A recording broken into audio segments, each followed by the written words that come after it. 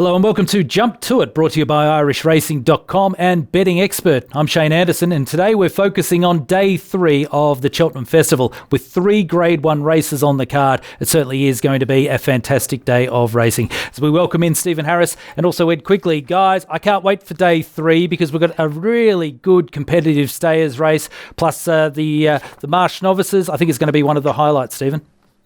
Yeah, I think this is the most competitive day out the 4. Apart from Envoi Allen, who looks about 11 to 8 on in the first race, the betting is pretty open. It's really tough and competitive. And I'm assuming that the ground by now will be drying out to pretty much good if the weather forecast is right, which is dry, bright, windy. I think it's going to be more about speed than it has been at any time for the last 6 months.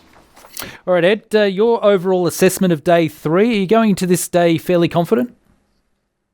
Yeah, I love this day. I don't know what it is. Maybe it's a kind of double-edged sword, as Stephen says. It's so competitive, and it can often be so wide open. And then I suppose in part that's why you'll get value.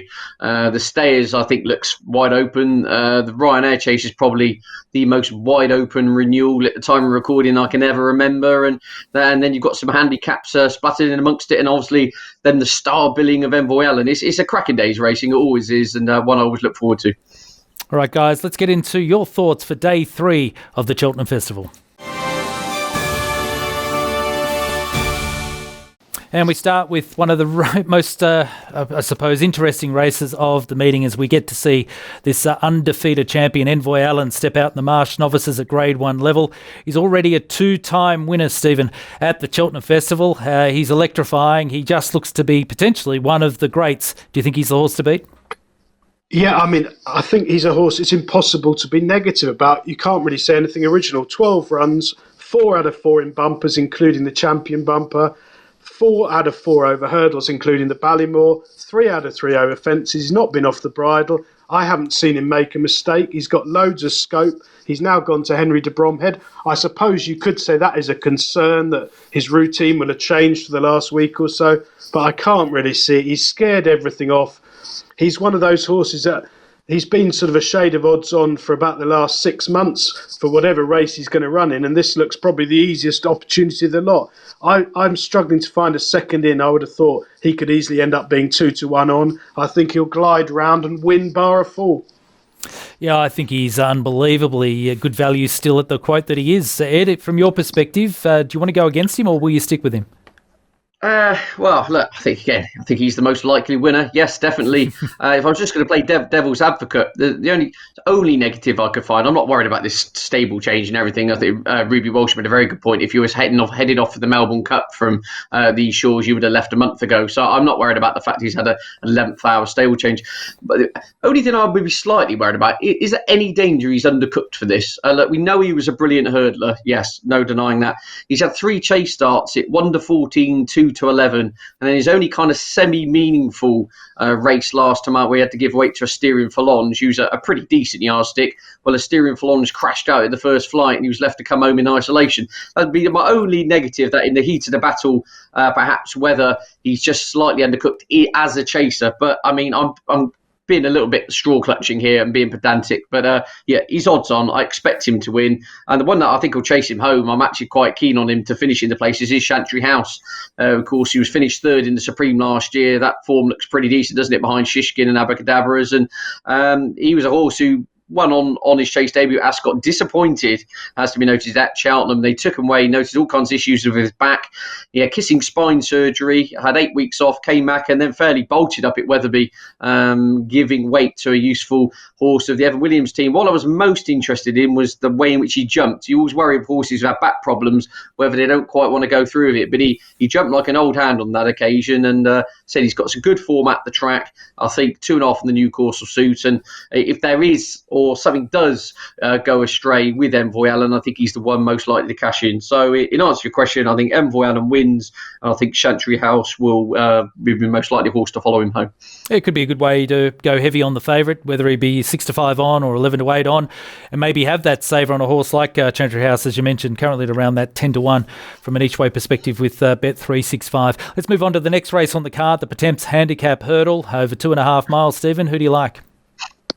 Unoriginal again. I'm going for the Boss's Oscar here, who's around about 7-1 chance with Bet365.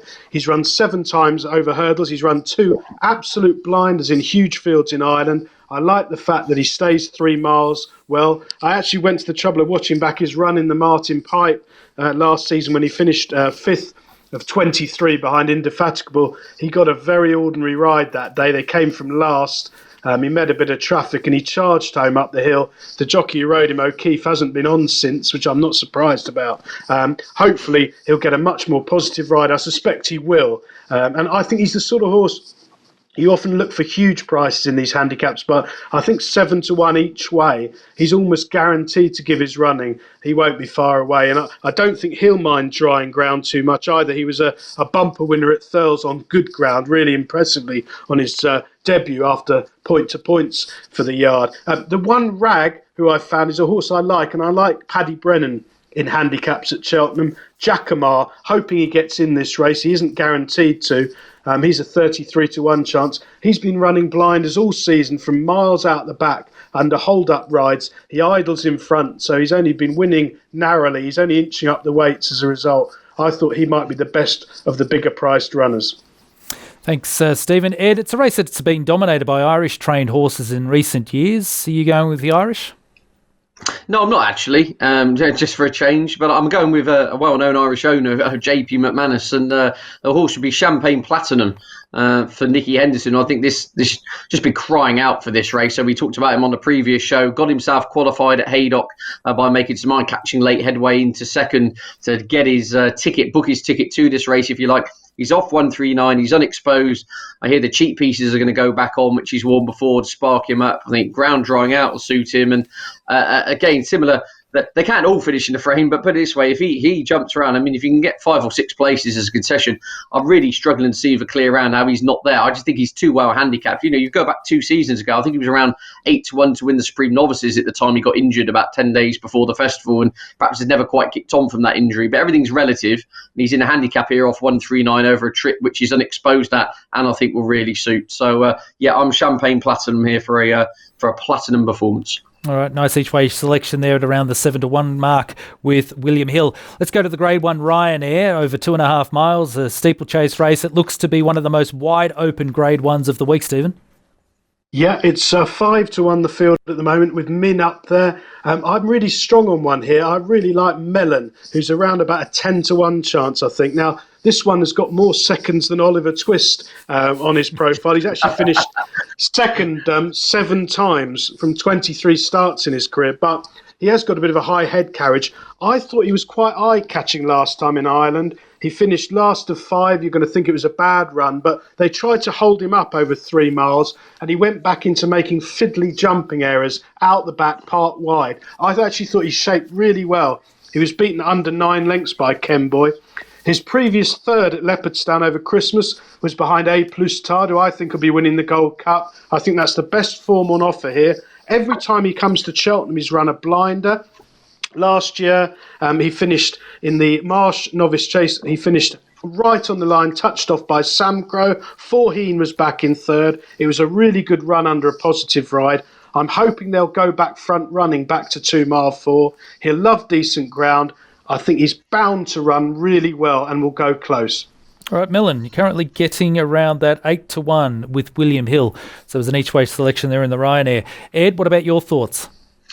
Yeah, in regards to Melon, I totally see Stephen's angle. As he now, they say twice bitten, or once bitten, twice shy. He's now 4 times bitten, 4 times shy, however you want to play it. 4 Cheltenham Festivals he's been running up. I think he'll be there or thereabouts, but just for a win purpose, I'll be slightly worried. Look, this race overall is absolutely bonkers in the fact that you've got so many horses either out of form or we've had a shocker last time out coming into this. I mean, Allaho is favourite from default. You've then got Min, who's a 10-year-old who pulled up. You've got Imperial Aura arrives here on the back of a full.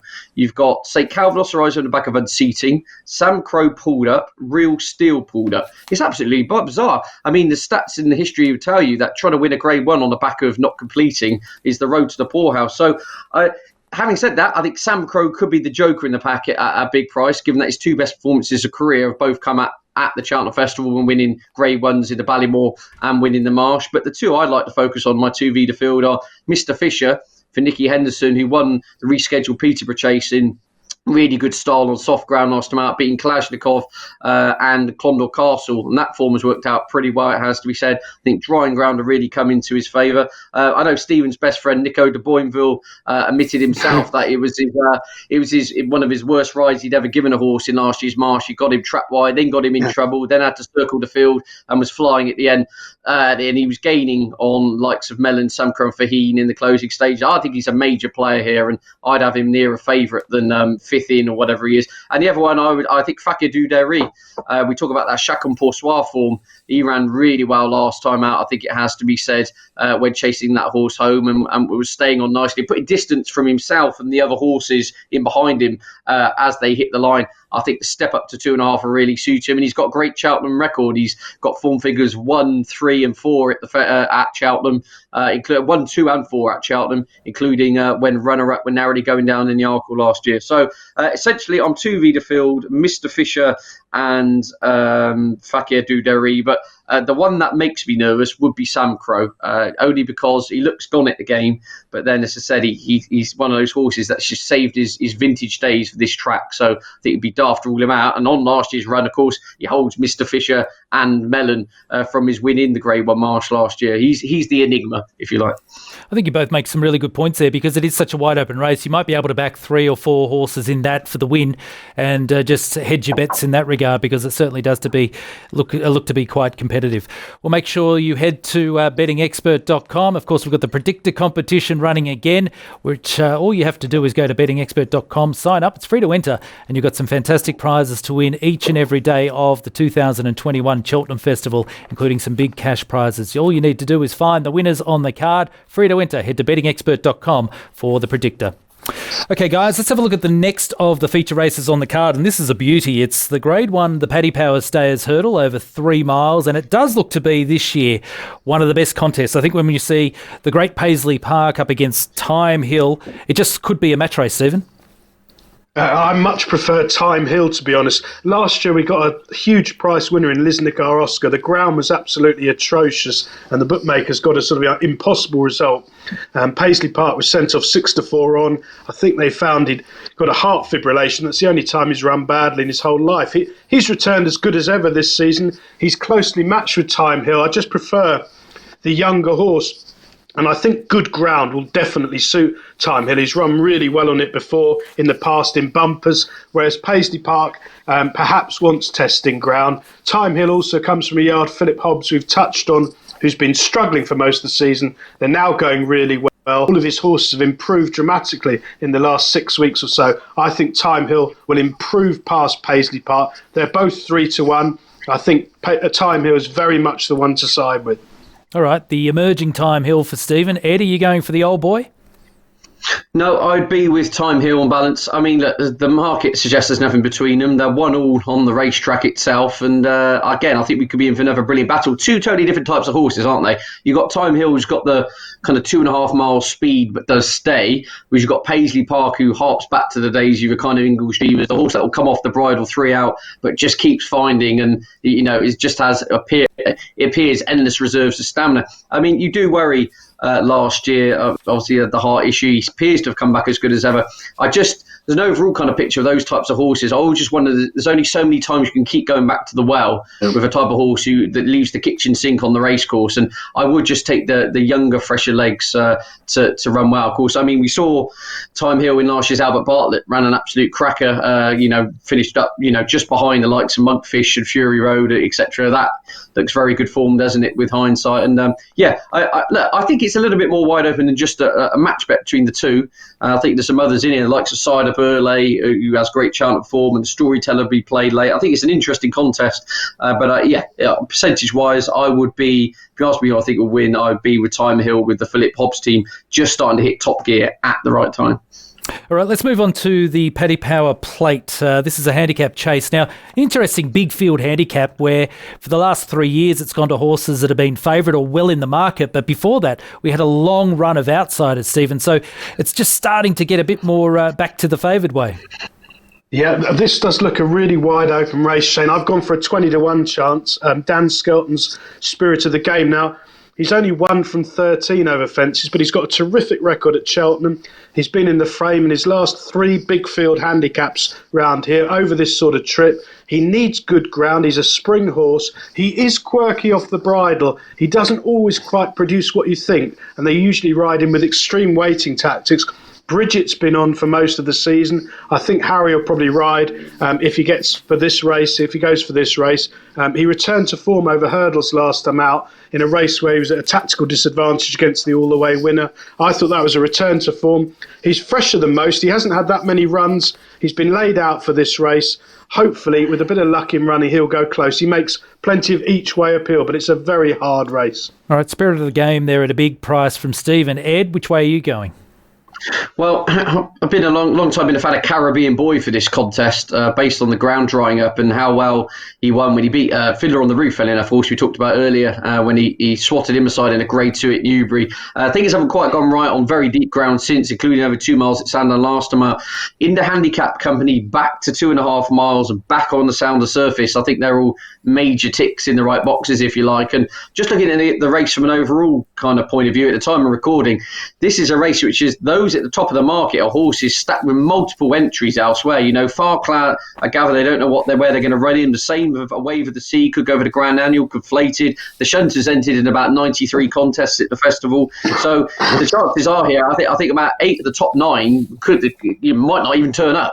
Whereas Henderson has committed, this horse will run here. This is the race he's going for. I think Caribbean Boy will start single figures, and on better ground, I think he has a really, really rock solid chance.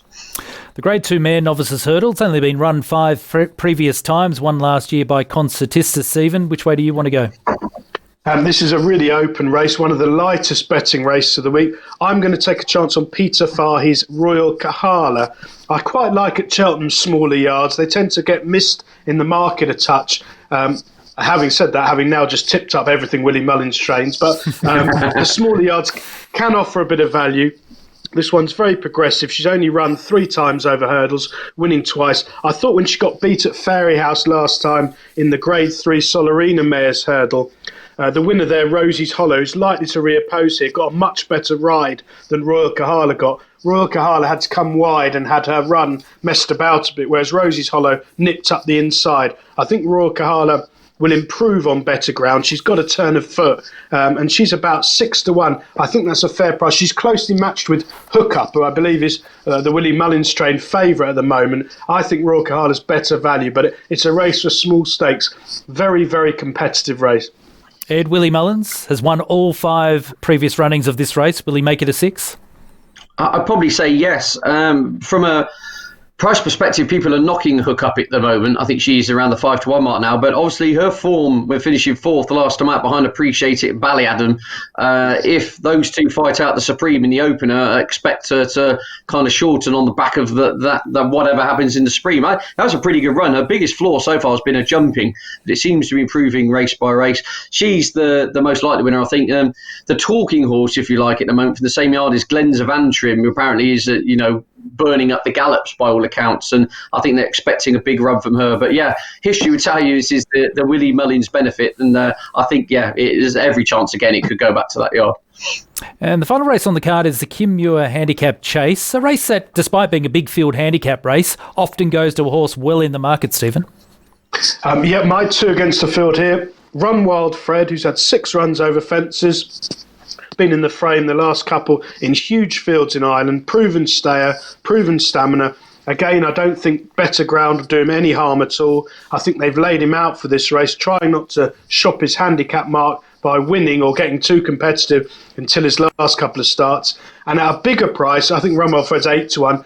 Musical Slave is a bit of a cliff horse for me. He can't jump, but he's extremely well handicapped. I've been on the last twice. Doncaster, he got rid of his jockey when moving into things. And last time at Ascot, it was the race that Captain Chaos won, made all the running, bolted off in front, and then nothing got warm. And Musical Slave propped his way round the fences as usual, but again caught the eye. He's just the sort of horse, Musical Slave. He's from a Hobbs stable. They're in better form now. The better ground should suit him. I'm hoping they'll sort of ride him out the back like a non-trier almost, hunt him round out the back, get his jumping, warming up. He'll definitely stay this marathon trip, and he's 20-1. He's a sort of horse, if you can find a bookmaker, extra places, back him each way. He'll give you a good run for your money with a bit of a better round of jumping. Superb by you there, making a strong case for a horse who can't jump in a steeplechase. I like it. Might have to follow you in. Ed, which way are you going? Yeah, no strong views on this at the moment. Morning Vicar makes my shortlist of 2 as things stand for Nicky Henderson. I think he's a horse we get to see the best of. A horse I've tipped up for this in previous show is Bob Marler for the Warren Greatrex team, who finished 3rd in this last year. He's £5 low and the ground's coming right for him. They are all major positives. However, he's going to need quite a few at the time of recording to drop out in order to get in. If he does sneak in off a low weight, as I say, he finished 3rd in this race last year, and he's off a lower mark this time round. I see no reason why he won't be at least fighting out a place at the finish there. So yeah, essentially Bob Marler, if he gets in, I think from an each way perspective, I'd be quite keen on. All right, great views, guys, across all of the races on the card day 3. Stephen, as you said at the top of this segment, it does look to be one of the toughest days, one of the most competitive days of racing for the week. Do you have a banker for us? I'm really like Melon. I know he's a horse who's called a lot of names, but I think front running over this 2 mile 4 trip, absolutely ideal. 8-1, 10-1 each way. He's bound to go close. Drying ground will suit him, and he's got a terrific record at Cheltenham. All right, Melon as an each way banker from Stephen. Ed, what about you? Tricky. I'm hoping for a big day for Nicky Henderson, Mr. Fisher, Caribbean Boy, but my just about my favourite of those 3 would be Champagne Platinum in the Pertemps final. I think he ticks a lot of the right boxes, and again, as you said, Shane, I think he's 7-1 still each way. If you can get 5 or 6 places, struggling to see him not finishing it in amongst the money there. Great insight, guys. Great to get your thoughts on day 3 of the Cheltenham Festival. We'll see you for the day 4 preview. Well, we hope you've enjoyed the preview edition of day 3 here on Jump To It. Of course, brought to you by irishracing.com and Betting Expert. Head to irishracing.com for all the latest cards, tips, odds, news and opinions for all things Irish and also UK racing. Make sure you head to bettingexpert.com to get Stephen Harris's daily tips. He's doing a phenomenal service for all of his fans out there. He's been in red-hot form over the past few weeks with a nap and also value bet for racing in the UK each and every day. Just a reminder too that we will be live streaming Jump To It each and every day of the 4 days of the Cheltenham Festival beginning March 16 from 10 a.m. GMT, so 10 a.m. UK time. Make sure you join us and we'll give you all of the latest news and opinion and our thoughts on each and every race. We'll see you next time here on Jump To It.